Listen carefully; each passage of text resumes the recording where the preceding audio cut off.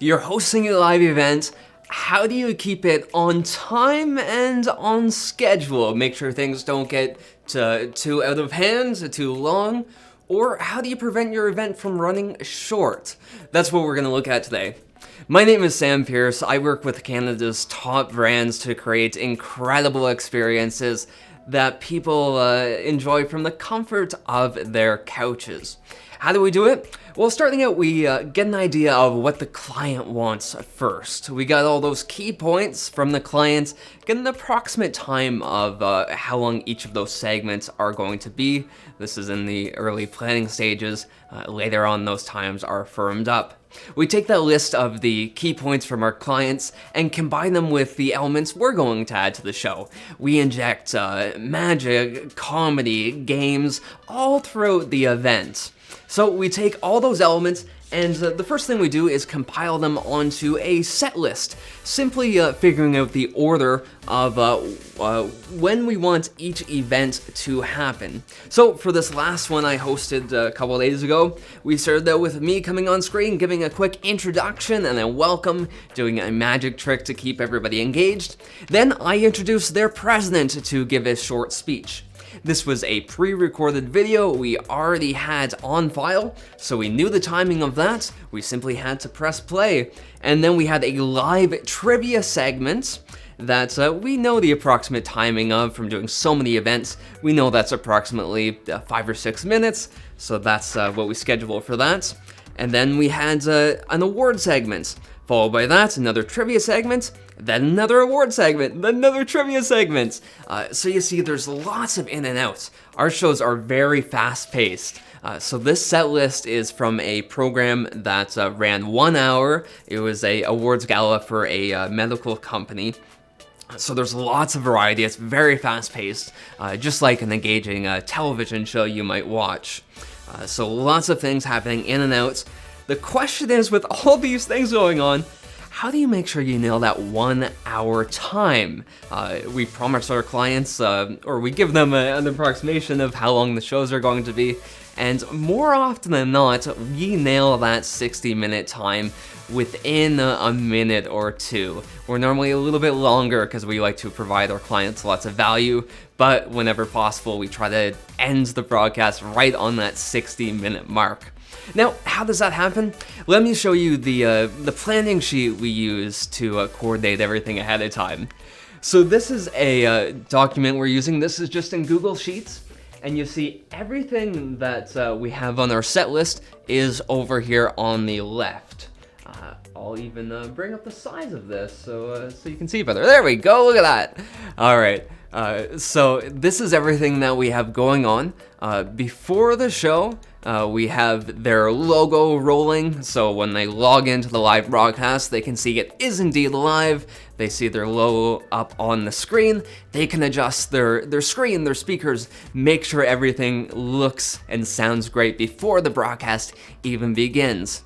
Then, again, just before the show, we have a little pre-show explainer. So before the show starts, pre-show, we have a video that pops up, tells them that they can stream the video to their smart TV, they can watch it on multiple devices, explains them how to use the closed caption feature if they want to take advantage of the live closed captions. Then, as I discussed before, we have the snazzy intro, the introduction to their president, and then some trivia, some awards, some trivia, and then awards again. Lots of variety. So the way that we time everything out is, you see, this is all on a linear timeline. This actually starts 5 minutes before the show, but here's the start time of the show itself. So we time out all of our events minute by minute. So minute 1 of the show is when we go live. I jump on screen, we do that, the welcome message, a magic trick, and then we introduce their executive. And this takes about 3 minutes. We just know that by experience. I've done it so many times, I know it's 3 minutes. And then we have that video from their president. That's just 1 minute, so we throw that in there. That, you see, that brings us up to 4 minutes. If that was longer, we could extend that and then scooch over our timeline just a little bit.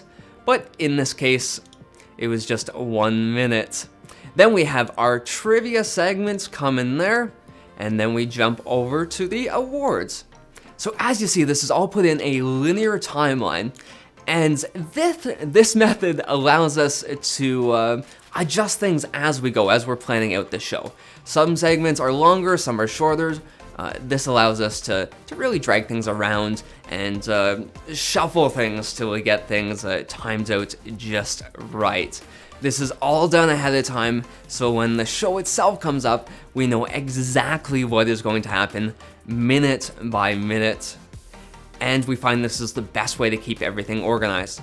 You see, at the 60-minute mark, we actually go a little bit beyond that 1 hour. And if we scroll back to here, we can see that's our credit roll. So any additional things that aren't really essential to the broadcast, for instance, the credit roll and some music that we play after the show, that's not included in the 60-minute timeline. That actually goes over the time. Now, the question is, with all these different elements, how do you actually ensure they're going to take that specific amount of time? Especially when you're hosting your first event, if you haven't done a ton of these, it might be up in the air how long each of these segments are going to be. And that's why you give yourself a little bit of flexibility. So be ready to add in extra things. If you're worried about running short, if you're worried your program is going to be a little under that 1 hour that you've promised to your guests, simply have some things that you can throw in that aren't essential to the program, but are still very engaging and high value that you want to share with your guests. The way I facilitate this, my training, I guess, is I've been a magician for 20 years now. So I got lots of tricks up my sleeves, pardon the pun. And so how I would fill in this extra time is if I find out, for instance, in the middle of the show, if I reference our timeline and I think, oh no, we're gonna run a little short towards the end of the show, I will put in a couple extra magic tricks in the middle of the show or whenever I realize that we're gonna be running a little short. And simply all I do is I reach over to my table here and I pick up, this isn't a magic trick, but I pick up some props and do some magic tricks that are very flexible. In fact, I have several magic tricks sitting just off screen here that I can grab. Some of them are just 1-minute tricks, some are 5-minute tricks. And having this flexibility, having this extra really valuable and engaging content that you can throw in at a moment's notice is perfect. That allows you to hit that time exactly nail on the head, head on the nail. You get the point. Allows you to nail that timing. And vice versa is true. If you're worried about running too long, be prepared to cut some stuff. Have some things in your program, in your set list, that are not crucial to the success of the event. For example, I have an extra magic trick down here at the end. If the show was running too long, I would simply cut out that magic trick. It would not affect the success of the performance at all, and it would allow us to get that timing right on. All right, my friends, my name is Sam Pierce here from Pierce Theatrical, Kitchener, Ontario, Canada. Hope this helped. Leave a comment down below if you have any comments or any advice of your own. Take care, my friends.